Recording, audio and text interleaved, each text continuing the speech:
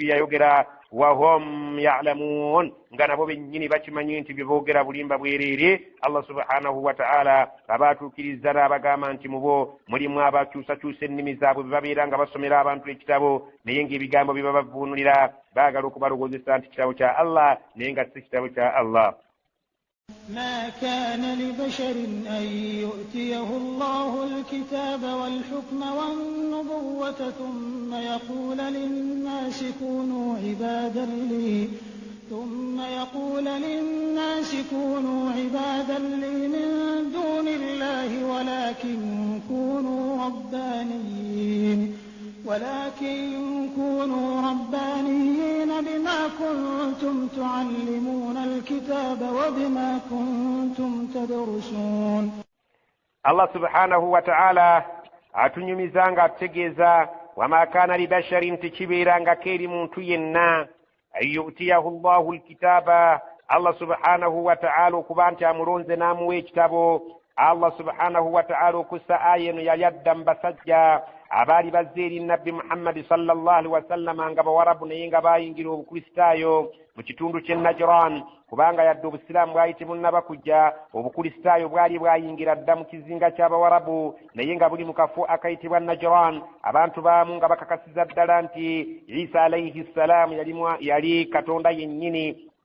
Akabinja ako ke kaali mu nzikirize kakasa obwa Katonda bwa Isa. Allah subhanahu wa ta'ala agamba nti abasajja abo bwe bajja eri nabbi Muhammad sallallahu alayhi wa sallama abawarabu nga bamaze okubeera nga bo bakakasa nti Isa ye Allah. Allah subhanahu wa ta'ala nassa aya eno ng'ebaddamu nti ma kana libasharin tikibeeranga kiri muntu yenna ayyutiyahu Allahu alkitaba Allah namulonda namuwa ekitabo kye walhukma Allah namuwa okutegeera amateeka butya bwe galina okubeera nga gatambula mu kitabo ekyo, namuwa amagezi agategeera amateeka agali mu kitabo ekyo. Wannubuwa Allah namwongerako okumuwa obwannabbi. Thumma oluvannyuma omuntu oyo Allah bw'abalonze yaquula linnansi najja agamba abantu gye bamutumye kunu ibadan li, abantu benna babalagidde mubeere nga musinza nze, mubeere baddu bange nga nze gwe musinza. Min dunillah,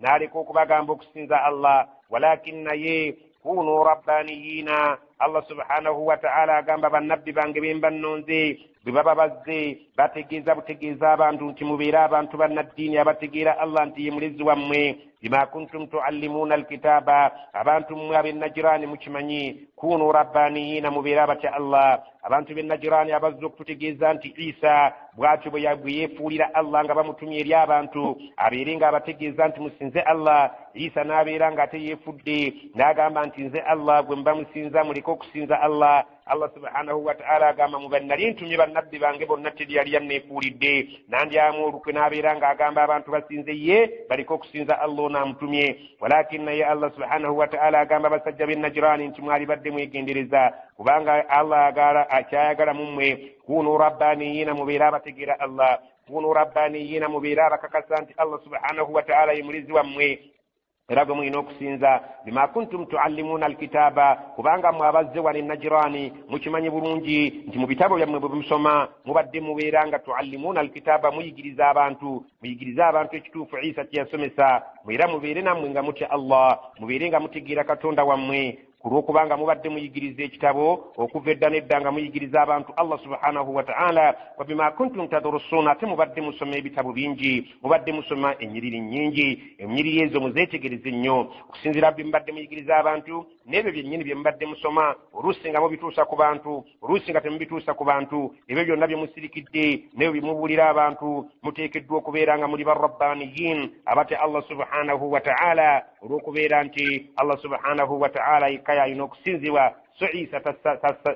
tateekeddwa kuba nti asinzibwa olw'okuba nti yatumwa butumwa eri Allah subhanahu wa ta'ala. ولا يأمركم أن تتخذوا الملائكة والنبيين أربابا أيأمركم بالكفر بعد إذ أنتم مسلمون. ولا يأمركم إلى تينزا كبرغير النبي nga mbadde mutumye an tattakhidhu almalaikata wannabiyina arbaba nti mufuule bamalayika ne bannabbi mubafuule bakatonda bammwe tekisoboka eri nabbi ayinza kukikola ayamurukum ayinza okubalagira bilkufuri ebigambo ebirabikirako ddala nga byankukunala biri musana nti bya kikafiiri baada idh antum muslimun oluvannyuma lw'okubeera nga mbadde bakkiriza balungi. وإذ أخذ الله ميثاق النبيين لما آتيتكم من كتاب وحكمة ثم جاءكم رسول مصدق لما معكم لتؤمنن به ولتنصرنه قال أأقررتم وأخذتم على ذلكم إصري قالوا أقررنا قال فاشهدوا وأنا معكم من الشاهدين. وإذ أخذ الله جكرك سير الله ويكواتا ميثاق النبيين إندغانو يابا النبي الله سبحانه وتعالى بل النبي النكو يتمانغ يمجانغ كإندغان نيبيري غرغرو لما آتيتكم بودي الله سبحانه وتعالى بل النبي يجانغ يمغامانتي بودي min kitabin bawadde kitabo wa hikmatin bawa kutegeera amagezi agategeera amateeka agali mu kitabo ekyo thumma oluvannyuma lw'okubeera nti mbibawadde jaakum rasulun musaddiqun lima ma'akum singa aliba abajjidde ng'omubaka abasanzeewo ekyo kyagambibwa nga buli mubaka yabangazze nti singa mbawadde nga bwe mbawadde ebitabo ne mbawa n'okubeera nti mubitegeera bulungi nnyo musobole okutaputa amateeka ga Allah nga bw'agaagala ne mugatuusa eri abantu oluvannyuma muba mukyakola omulimu jaakum rasulun omubaka wange najja nga ye Muhammadu sallallahu alaihi wasallam n'abasanga mulimu nga nammwe mukola musaddiqun nga akakasiza ddala bulungi lima ma'akum omulimu gwe mulimu ogwo okubaweereddwa gwe mulimu gwe mukola latu'minunna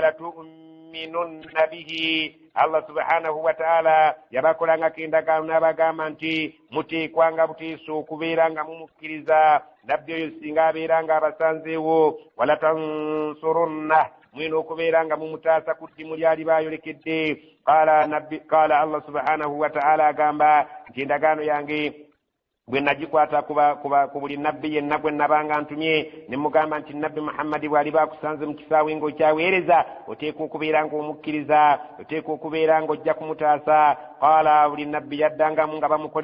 bamuggyako akakalu aqrartum. Allah yabagambanga aqrartum mukkiriza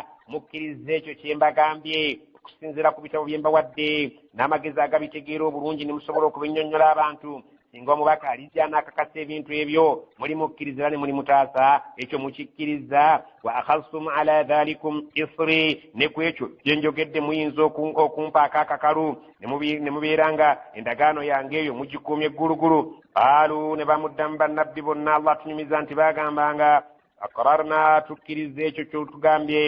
Qaala na Allah n'agamba fashhadu mubeera abajulizi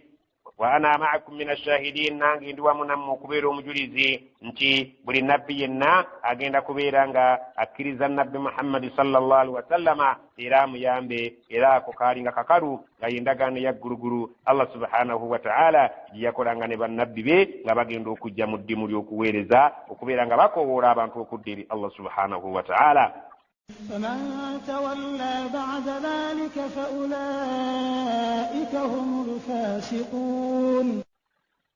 فمن تولى بعد ذلك omuntu alyesuulirayo gwannagamba oluvannyuma lw'okukola endagaano yaffeeyo ey'okutaasa nabbi Muhammadi sallallahu alaihi wasallama n'okubeera nga mumukkiriza nti ye nabbi sallallahu alaihi wasallama alibakkiriza bye muli banammwe mukola. faulaika humul fasiquna abantu abo bagenda kubalibwa ddala nga beebonoonye ennamba emu olw'okubanga balibeera nga bamenya endagaano. Kale endagaano eyo bwe yalinga ekolwa wakati wa nabbi ne Allah subhanahu wa ta'ala nga bawa obweyamu n'okukakasiza ddala nti balikkiriza nabbi sallallahu alaihi wasallama endagaano eyo tolowooza nti yakomanga ku bannabbi wabula bannabbi baagigambanga abantu baabwe nabo babeere nga kuba kyebalagidde nabbi baba bakiragidde n'abantu be. Allah subhanahu wa ta'ala obutereevu abakutegeeza nti nno bannabbi baatuusanga ku bagoberezi baabwe nti tulina endagaano wakati waffe ne Allah tisinga Muhammad abeera azze tulina okumukkiriza era tulina okubeera nga tumutaasa n'abagoberezi bonna buli nabbi yajjanga endagaano eyo yagibuuliranga abantu be kubanga Allah yadde yakola endagaano eyo na nabbi oyo naye nabbi yalina okubeera nga akakasa nti obudde bwonna bw'ali baavuddewo abagoberezi be bayinza okubeera nga nabbi abasangawo balina okumukkiriza atali mukkiriza abo balibeera aboonoonyi. أفغير دين الله يبغون وله أسلم من في السماوات والأرض طوعا وكرها وإليه يرجعون أفغير دين الله يبغون abantu etali ddiini ya Allah gye baagala okubeera nga beeteerawo basinze nga bayitamuyo walahu aslama nga ate eddiini eyo ya Allah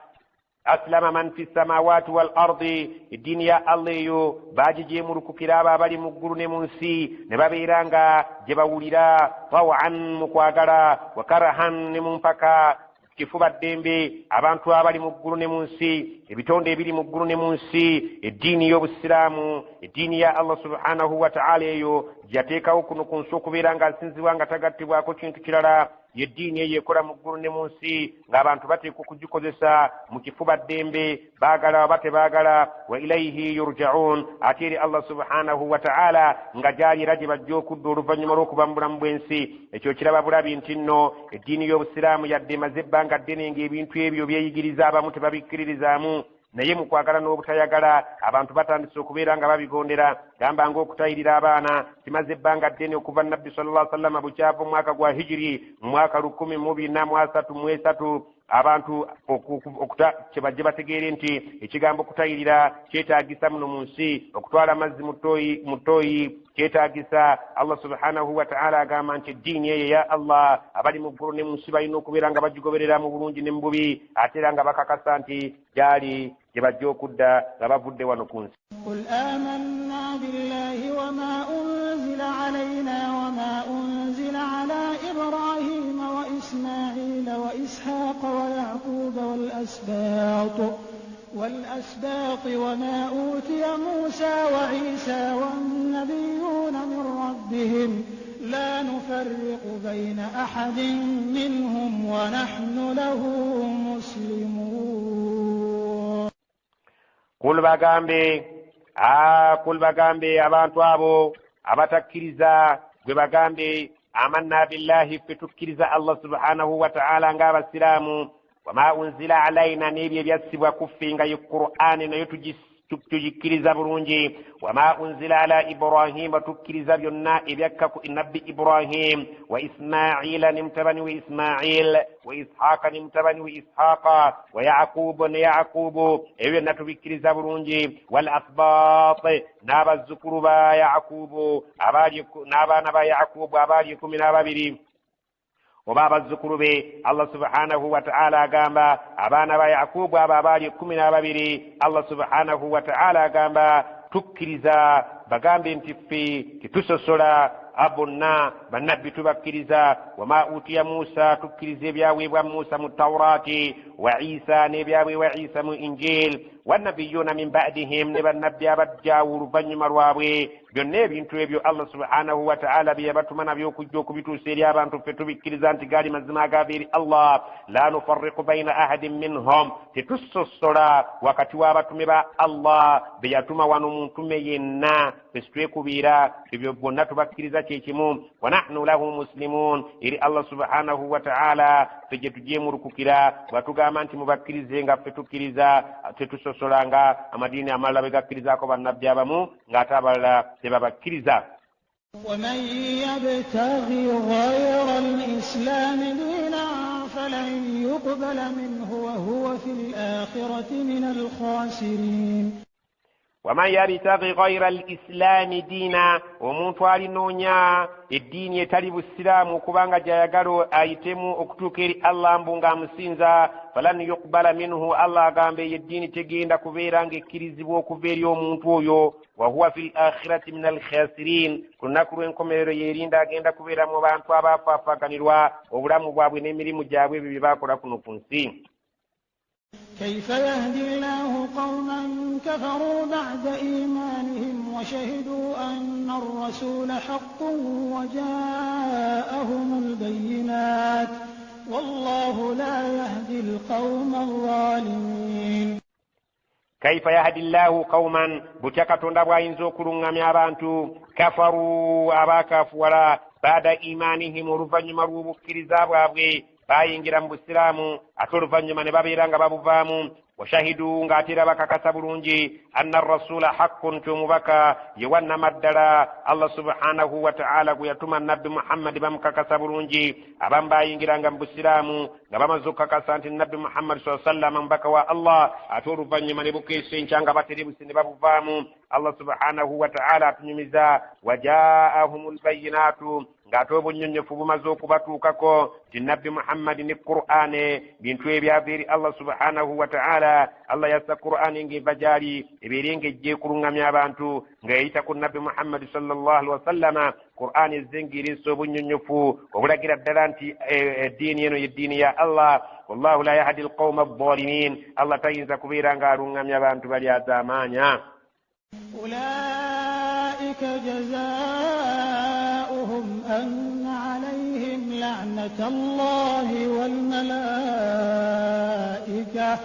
أن عليهم لعنة الله والملائكة والناس أجمعين أولئك abantu abo jazaؤهم empeera yaabwe anna alayhim la'nata allahi abantu abo bagenda kubeerako ekikolimu kya Allah walmalaikati n'ekikolimu kya zimalayika ababeera mu busiraamu ate oluvannyuma ne babuddukamu wannaasi ajma'in n'abantu bonna bagenda kubeera nga bakolimira abantu abo Allah subhanahu wa ta'ala bw'atugambye خالدين فيها لا يخفف عنهم العذاب ولا هم ينظرون خالدين فيها bagenda kubeera mu mbeera eyo ey'ebibonerezo la yukhaffafu anhum al'adhabu Allah tagenda kubeera nga abakendeereza ku bibonerezo wala hum yunzarun ate tebagenda kubeera nga bakeereyezebwa okugenda eri ebibonerezo byabwe nti Allah agira nga abalindiriza إلا الذين تابوا من بعد ذلك وأصلحوا فإن الله غفور رحيم إلا okujjako alladhina taabu abo abantu abalibeera nga beenenyezza min ba'di dhalika oluvannyuma lw'ekyo ekyokubeera nga abaali bavudde mu busiraamu ate ne beenenya ne badda mu busiraamu ne bafa nga basiraamu wa aslahu oluvannyuma lw'okudda mu busiraamu tebaakomaawo wabula baagoberezaako okukola emirimu emirungi ne balongoosa ne bakola ebyo Allah byayagala fa inna allaha mazima Allah ghafurun rahim musonyiira musaasizi abaali baddira إن الذين كفروا بعد إيمانهم ثم ازدادوا كفرا لن تقبل توبتهم وأولئك هم الضالون إن الذين كفروا مزما بابا تكريزا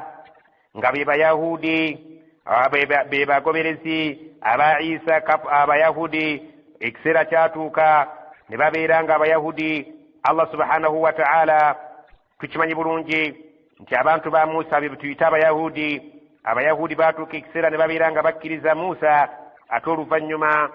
Isa bwe yajja ne babeera nga bamuwakanyiza ddala era ne baagala n'okumutta yasumatukira watono nnyo Allah yamutaasa Allah subhanahu wa ta'ala agamba inna alladhina kafaru mazima abo abatakkiriza ng'ali ku bayahudi Allah subhanahu wa ta'ala agamba baada imanihim oluvannyuma lw'okubeera nti balina obukkiriza eri Musa thumma oluvannyuma zaadu ne beeyongera kufuran obukafiri obwannamaddala ne Muhammadi sallallahu alaihi wasallam bwe yajja era naye ne beeyongera bukafiri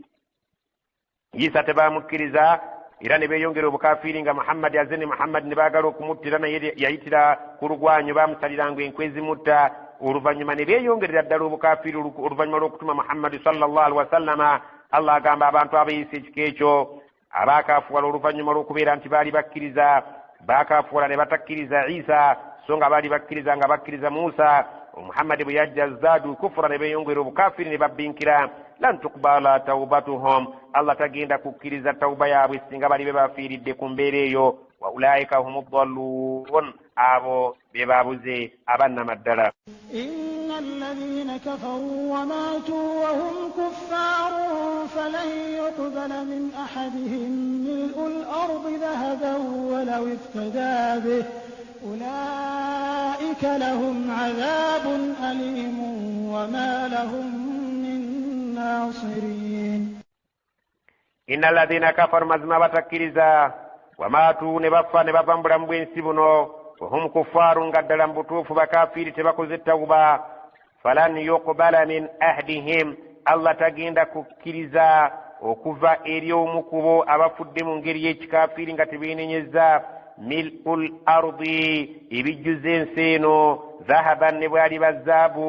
walaw iftada bihi newankubadde aliba ayagala abeere nga yeenunula ne zaabu yajjuza ensi eno Allah tagenda kukkiriza kuba talina gy'abitwala ulaika lahum adhabun alim abo bagenda kuba n'ekibonerezo ekiruma ennyo wama lahum min nasirin tebagenda kufuna abataasa لن تنالوا البر حتى تنفقوا مما تحبون وما تنفقوا من شيء فإن الله به عليم لن تنالوا البر تمugenda kufuna birungi hatta okutuusa tunfiku nammwe lwe muli waayo ebirungi ebitegeezebwa wano nga ejjana yeesooka ku mwanjo temugenda kufuna jjana hatta tunfiku okutuusa nammwe nga mumaze okuwaayo mimma tuhibbuuna mu ebyo bye musinga okwagala nga mutoola ku ebyo bye musinga okwagala omuntu by'asinga okwagala ye maali n'obulamu Allah subhanahu wa ta'ala akutegeeza nti bw'oliba tonnaba kubeera ng'obulamu bwo obuwaayo kubeera nti obuguzisa ejjana ne maali yo okubeera nti ogiwaayo ng'oyagala mu jjana akugambye nti okusuubira ku okubeera nti olifuna ejjana n'ebirungi ebiringa ejjana kiyinza okubaamu obuzibu wama tunfiku min shay'in temulina kintu kye mujja kuwaayo kyonna mu kkubo lya Allah okuggyako fa inna allaha bihi alim nga Allah ekintu ekyo kye mukoze akimanyi bulungi كل الطعام كان حلا لبني إسرائيل إلا ما حرم إسرائيل على نفسه من قبل أن تنزل التوراة قل فأتوا بالتوراة فاتلوها إن كنتم صادقين كل الطعام بلتكا كليا بلتكا مري buli kati ekintu ekiriibwa kaana hillan kyali kikkirizibwa mu mateeka okulya libani israila eri batabani ba yakubu illa okuggyako ma harrama israil yakubu kye yali amaze okubeera nga ye kennyini yakyeziyizzaako ku lulwe ala nafsihi ku mwoyo gwe ekyo kye yabanga yeziyizzaako alhamdulillah ekyo kye bataalyanga naye okuva edda mu lubereberye buli kyakulya kyali nga kikkirizibwa okulya eri abaana ba Israil okujjako Israil Yakubu tiyabanga aganye ku mutima gwe min qabli an tunazzala tawrat embeera yaliwo nga tawreti tennaba kubeera nga ekka ku Musa alayhi salam Allah subhanahu wa ta'ala bw'atyo bw'atugamba embeera tawreti yali tennaba kubeera nga essibwa ebbanga eryali awo wonna wonna abaana ba Yakubu baali nga bakkirizibwa okulya ekyo kyonna mu mateeka kye baabanga baagadde okuggyako oyo Yakubu kye yabanga ku mutima gwe nga takisiimye kubeera ng'akirya Allah subhanahu wa ta'ala agamba okussa aya eyo waaliwo ensonga ng'abasajja abayahudi bagamba nabbi Muhammad sallallahu alaihi wasallama kyoyinza otya okubeera nga weeteeka ku Ibrahimu alayhi salaamu nti gw'olina okumugoberera era ng'eddiini yo neya Ibrahimu ziri mu layini y'emu ate n'obeera nga mu ddiini yo olya ebyo Yakubu by'ataalyanga eyalinga ku ddiini ya Ibrahimu alayhi salaam nga okugezanga nti mu ddiini eyo Yakubu alayhi salaam yalinga talya ennyama y'eŋŋamiya nga n'amataago taganywa bw'ate nga mu ddiini yo Muhammad sallallahu alaihi wasallama olabise nga ebintu ebyo gw'obirya ate nga baabo bani Israil nga abo abaali ku ddiini ya Yakubu ng'ali ku ddiini ya jjajjaawe Ibrahim abantu abo baali nga tebalya nsolo eyo Allah subhanahu wa ta'ala n'abagamba nti ebintu ebyo byalinga Ibrahim bani Israil abazzukulu ba Ibrahim kubanga Yakubu tukimanyi bulungi nti azaalibwa Ishaaka ate mutabani wa Ibrahim kale Yakubu ayita Ibrahimu jjajja Allah subhanahu wa ta'ala agamba nti nno Yakubu oyo yali ku ddiini ya jjajjaawe nga talya ŋŋamiya nga tanywa mata gaayo ate gwe Muhammad weeyita akola ekintu ekyo nti ogobera ddiini ya Ibrahim kale kijja kitya okubeera ng'ate gw'onywa amata g'eŋŋamiya ate ngwa olya n'ennyama yaayo. N'abagamba nti ekyo kyaliwo Yakubu okweziyiza okubeera nti talya ŋŋamiya, tanywa n'amata gaayo, kuba yali yeeyama bweyami, yeeyama mu bulwadde bwe yali alwadde obuyitirivu. Singa Allah subhanahu wa ta'ala n'amuwonya obulwadde obwo, agenda kulekayo okulya ekintu ky'asinga okwagala mu bulamu bwe mu byokulya n'ebyokunywa. Yali asinga okwagala mu bulamu bwe mu byokulya n'okunywa yali nnyama ya ŋŋamiya n'amata gaayo. Kale Allah bwe yamuwonya n'atuukiriza nadhiri ye. Allah subhanahu wa ta'ala bw'atyo bw'atugamba mu kyafayo kino nti ekitali ekyo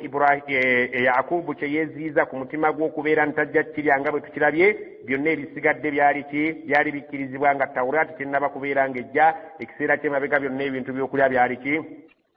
Byali bikkirizibwa. Kulu bagambe bwe muba mulina okutankana mu kye mbagambye ekyafaayo ekyo, fa'atu bitawuraati, mugende mutuleetere ekitabo ky'ettawureeti, fatiluha mukitusomere bulungi, in kuntum sadiqin, bamuba nga mwogera mazima. Nze nkakasa nti mu ttawureeti yammwe ekyafaayo ekyo kye mbagambye mwekiri. Bwe muba muwakanya mugireete tugisome, bwe muba nga mwogera mazima.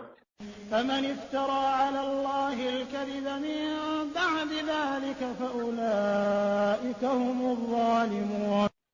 فمن افترى على الله الكذب ومنت ينانا جوتك كتوندو بليمبا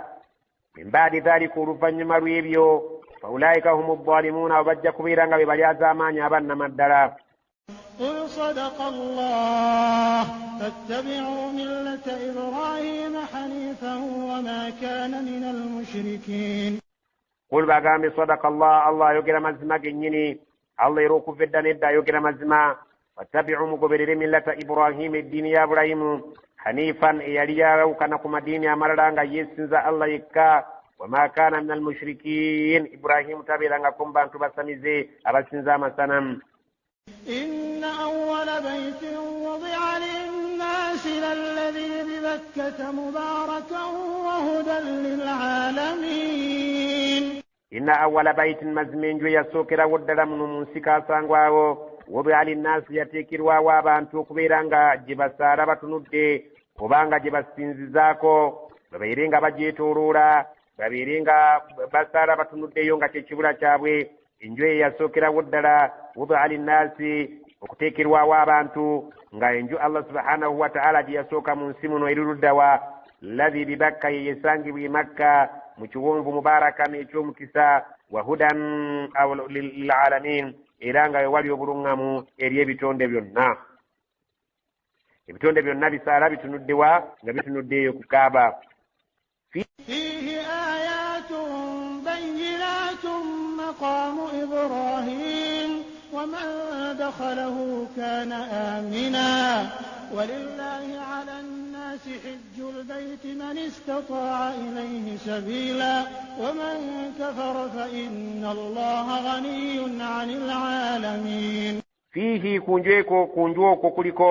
ayatun ebyamagero, bayinatun ebyenkukulana, makamu Ibrahima, waliwo ekifo kya Ibrahim. Allah subhanahu wa ta'ala yasobozesa okubeera nti ekifo ekyo kyakumibwa okutuuka n'olwaleero. Abagenda e Makka mukiraba nga waliwo olwazi oluliko ebigere bya Ibrahim ebibiri kwe yayimiriranga ng'azimba ku lwazi okwo ekizimbe kya Kaaba. Allah subhanahu wa ta'ala yasobola okubeera nga abantu babikuuma okutuusa n'olwaleero, biri mu giraasi. Singa obeera nga ogenzeeko e Makka ng'omaze tawaafu bakulagira obeere ng'osaalirayo lakabbiri babegaawo. Waman dakhalahu, omuntu aliyingira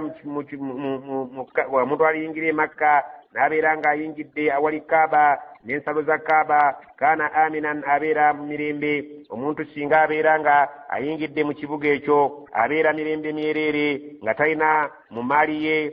kyatya wadde ku bulamu bwe.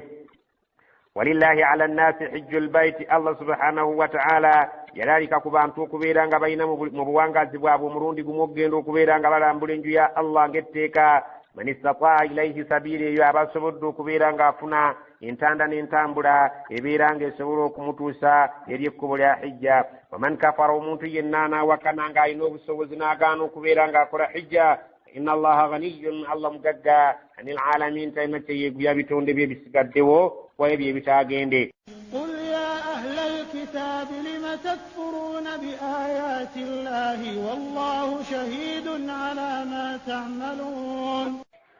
ya ahlal kitabi abange mwabaweebwa ekitabu tawrat ne injiri lima takfuruna bi ayati llahi lwaki muwakanya amateeka ga Allah subhanahu wa ta'ala mubeeranga muwakanya qur'ani mubeeranga muwakanya amateeka ga nabbi sallallahu alaihi wasallam agabasomeranga agajja mu qur'ani wallahu shahidun ala ma ta'malun Allah mujulizi era waali alaba bulungi nnyo embeera y'ebyo byonna